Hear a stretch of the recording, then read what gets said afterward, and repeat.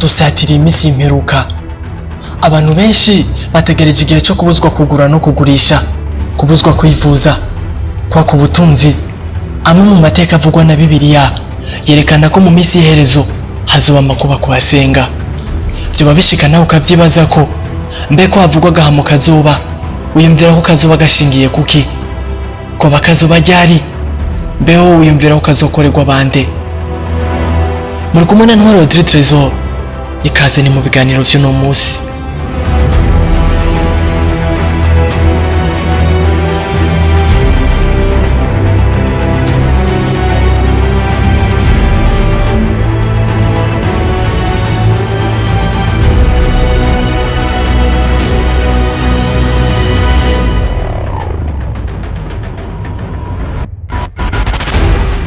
Isi tubako n'amoko menshi, ayo Bibiliya igereranya n'amazi menshi.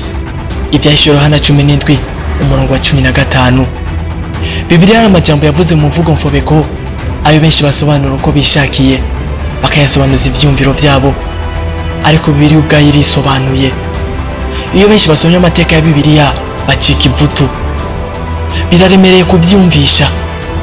Dufatiye kuri amwe mu majambo avugwa muri Bibiliya, muri Matayo 24 were ku murongo wa 20 kugeza ku 22, haratubwiye ngo kandi muze musenge kugira ngo urungo rwanyu ntiruzobe mu rushana canke kw'isabato, kuko muri iyo misi hazoba amarushanwa ahambaye atigeze kubaho kuva ku itangiriro ry'isi ugashitsa n'ubu, kandi ntazokongera kubaho. Kandi iyo misi yitagerurwa ntihorokotse umuntu n'umwe, bivanye n'ubutunzi abatuye kuri isi bafise. Ni ikigoye ko bashobora kwemera ko isi igiye kurangira. Iyi si ntibigitinze igiye kurangira, kuko abenshi bakomeza kwinjira mu kaga.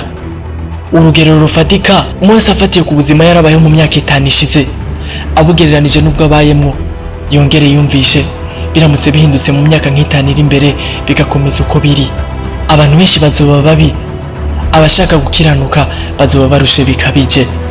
Iyo tuvuga iyobokamana nyakuri, si ugutamba nk'uko benshi babikora mu nsengero berekana ko batsinze.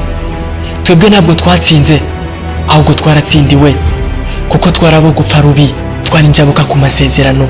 Muri iki gihe dufise urugamba ruturi imbere rwo gutsinda ivyaha by'ubwoko bwose, imico mibi hamwe na kamere mbi, kandi ivyo byose biyobowe na Satani, niwe atera ikiremwa muntu. Dufise igihe cyo gusenga kugira duharugwe ivyaha dukora buri musi. Ntawe utamba ari mu ntambara, ahubwo bimusaba kuba maso hamwe no gusenga kobeje. Imperuka y'isi ni ikintu giteye ubwoba. Ni igihe abantu bafise imishinga itandukanye bazoba bahagaritswe n'umunsi w'urubanza rw'Imana isumba byose. Bamwe mu bahinga b'isi, bitewe no kurya ivy'isi, iyo bibacanze bitewe n'uko ari bisigabwenge, abenshi bahera ko bakavuga ko Imana itabaho. Vuba cyane ntibigitinze, nubwo tutazi igihe Yesu azozira, twitega imperuka kuko ibimenyetso byose yatubwiye bimaze gusohora. Abasinziriye mukanguke ntimukomeze kwitega ibihe byiza nk'ivyo mwahozemwo. Muri Matayo 24 ku murongo wa 24 haratubwiye ngo kuko hazokwaduka abigira Kristo n'abigira bavugishwa n'Imana, bagakora ibimenyetso bihambaye n'ibitangaza kugira ngo bazimize n'abatoranijwe n'ivyashoboka. Rabanda bibabwiye bitaraba. Muri Timoteyo wa 2 igice ni cya 3 were ku murongo wa 1 ukageza ku wa 5 haratubwira ibimenyetso vyo kugaruka kwa Yesu. Bimwe mu bimenyetso bavuzemo bikomeye nuko abantu benshi bazoba bikunda, atanumwe yufasha uwundi. Mu miryango urukundo ruzoba rwarigendeye nkaho rutigeze kuhaba. Sigitangaje ko umuvyeyi avyarira kuniga umwana canke gukorora imbanyi.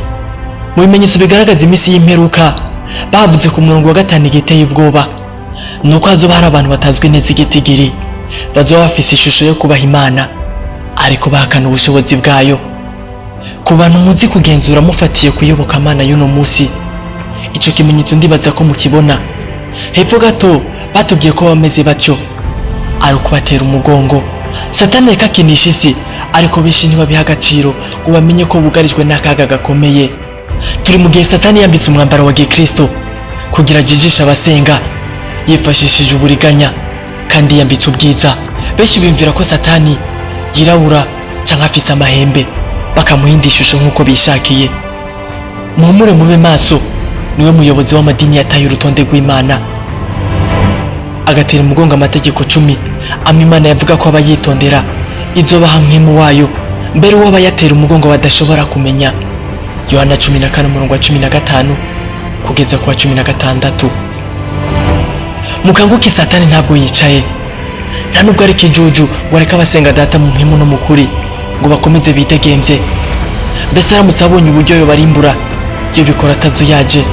Bantu b'Imana, mwumve inzamba, muhumure amaso. Satani niwe muyobozi w'isi, gahunda zose zikorerwa hano ku isi niwe aziyoboye.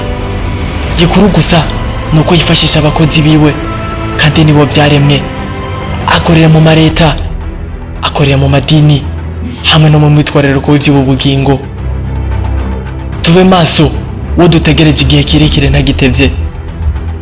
Tube maso, uwo dutegereje igihe kirekire ntagitevye.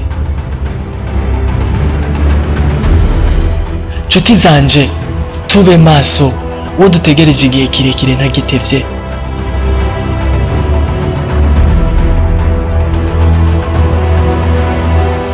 Mwari kumwe n'ababwiriza butumwa bwiza bw'ikanguro n'ubugorozi. Ikaze ni mu biganiro vy'ubutaha.